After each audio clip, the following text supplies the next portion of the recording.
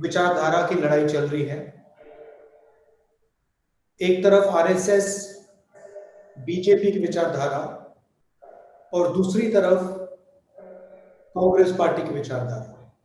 पार्टियां बहुत हैं, विपक्ष में पार्टियां हैं, मगर विचारधारा की जो लड़ाई हो रही है वो बीजेपी और आरएसएस और कांग्रेस की विचारधारा के बीच में लड़ाई हो रही है। कांग्रेस की विचारधारा, कॉन्स्टिट्यूशन की विचारधारा, देश को जोड़ने की विचारधारा, सबको एक साथ लेने की विचारधारा, जो हमारा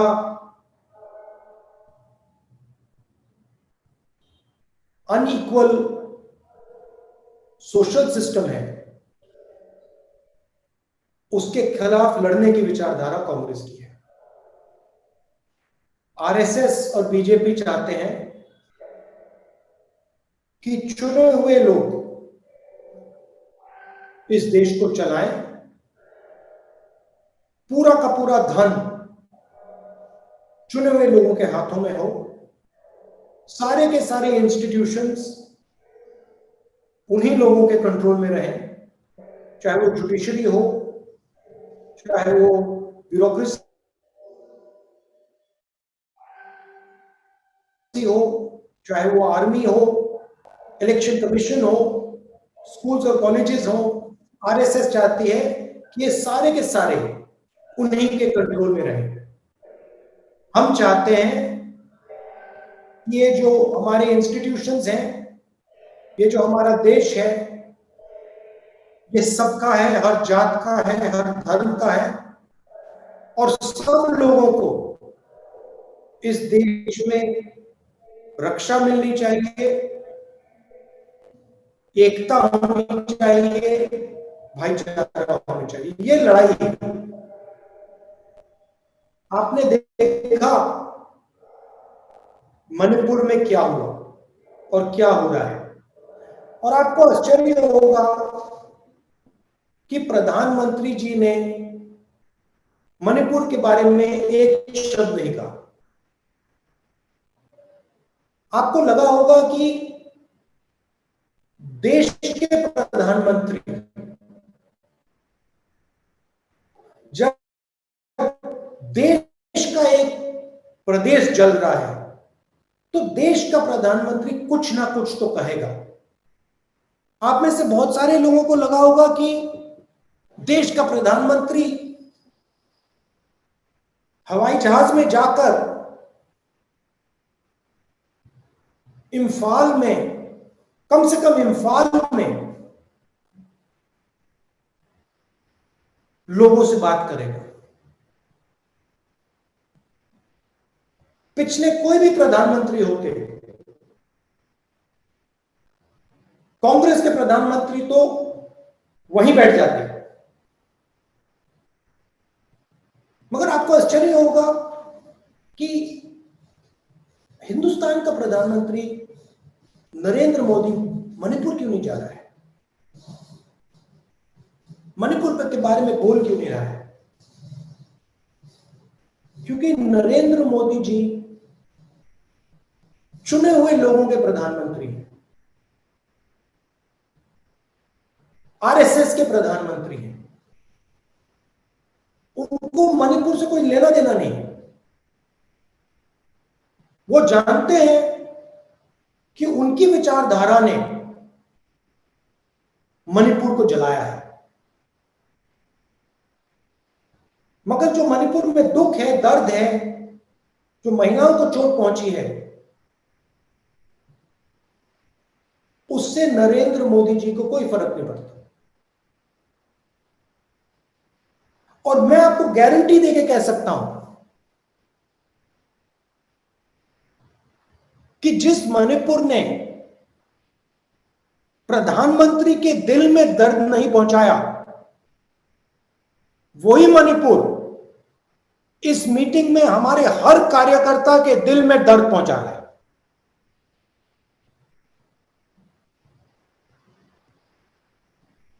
क्या आपको लग रहा है हर यूथ कांग्रेस के कार्यकर्ता को लग रहा है कि भाई हमारे देश में लोगों को चोट लग रही है, लोगों को दुख रहा है, हमें उनके साथ खड़ा होना चाहिए। मणिपुर में जाके खड़े होना चाहिए। अगर मणिपुर में नहीं जा सके तो जहां हम खड़े हैं, हमारे दिल में जो दर्द है, जो हमारी भावना है उनके लिए,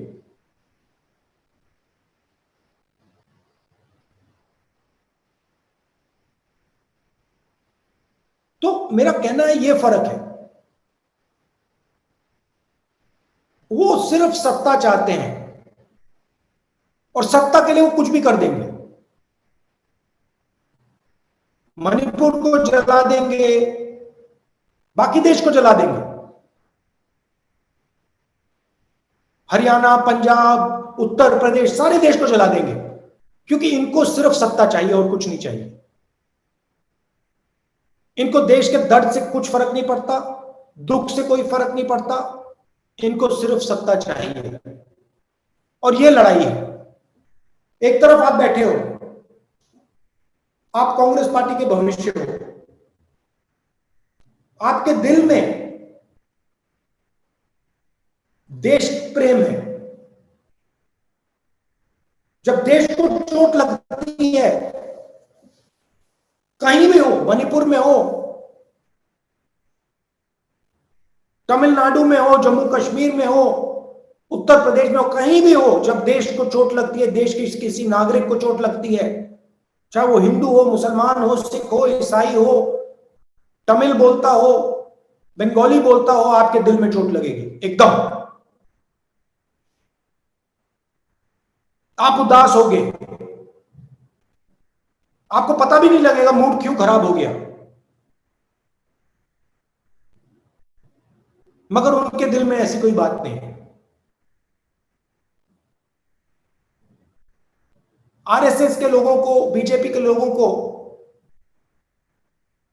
कोई दर्द नहीं हो रहा, कोई दुख नहीं है उनके दिल में, क्योंकि हिंदुस्तान को बांटने का काम यही करते हैं और सदियों से करे आ रहे हैं। तो ये आपकी लड़ाई है और रास्ता भी बिल्कुल क्लियर है। भारत जोड़ो यात्रा ने दिखाया। जनता के बीच में जाइए, जनता से गले लगिए, थोड़ा कष्ट उठाइए, थोड़ा दर्द सहिए, और अगर आप ये काम करेंगे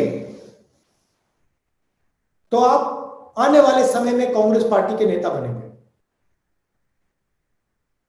अगर आपके दिल में दर्द नहीं है तो आप कांग्रेस पार्टी के नेता नहीं बन सकते। अगर आपको जब मणिपुर को चोट लगी, अगर आपको चोट नहीं लगी तो आप कांग्रेस पार्टी के नेता नहीं बन सकते।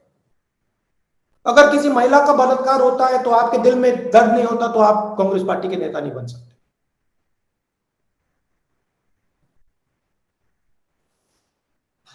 तो जो आपके दिल में जो दर्द होता है, उसका कारण आपकी देशभक्ति है कि आप अपने देश से प्यार करते हो।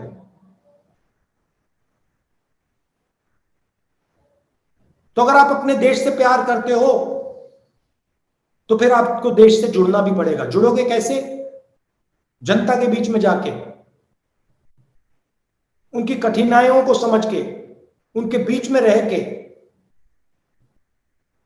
और एक दूसरे से प्यार और मोहब्बत से बर्ताव करके। भारत जोड़ो यात्रा में बहुत अच्छा नारा निकला, नफरत के बाजार में मोहब्बत की दुकान खोलनी है। यही आपका काम है और कुछ बोलने की जरूरत नहीं है। मणिपुर में इन्होंने नफरत की बाजार खोली, चलिए हम जाके मोहब्बत की दुकान खोलते हैं। जहां भी ये नफरत फैलाते हैं वहां आप जाके मोहब्बत की दुकान खोलिए। और देखिए, मजे की बात देखिए, ऑपोजिशन अलायंस ने बहुत सुंदर नाम चुना,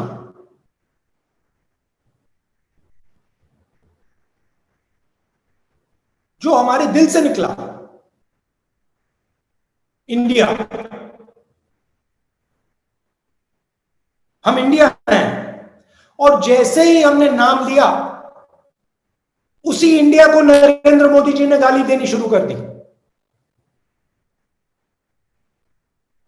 उन्होंने यह भी नहीं सोचा कि मैं इस पवित्र शब्द हिंदुस्तान को गाली दे रहा हूं। इतना घमंड है, इतना अहंकार है। तो आप जाइए,